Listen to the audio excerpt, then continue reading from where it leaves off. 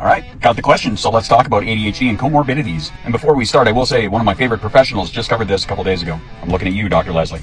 If you're not following her, you need to be. Alright, comorbidity is defined as the simultaneous presence of two or more diseases or medical conditions in a patient. What it does not mean is disorders that just overlap with each other. And since ADHD is my wheelhouse, let's get a little deeper into this.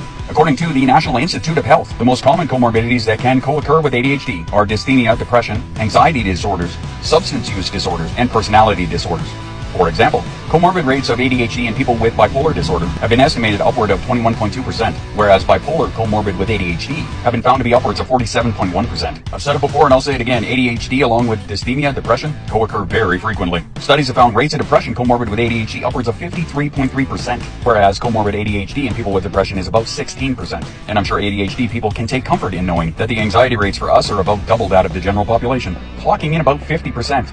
However, among the highest rate is actually substance use disorder, particularly alcohol, nicotine, and plants and powder. And again, that happens for many of us at double the rate of the general population. Now, compared to the other categories, information on comorbid ADHD and personality disorders is pretty sparse. However, there are reports that suggest personality disorders exist in 50% of people with ADHD, and 25% of those people have two or more. Now, I don't know how comforting that is to you personally, but there it is.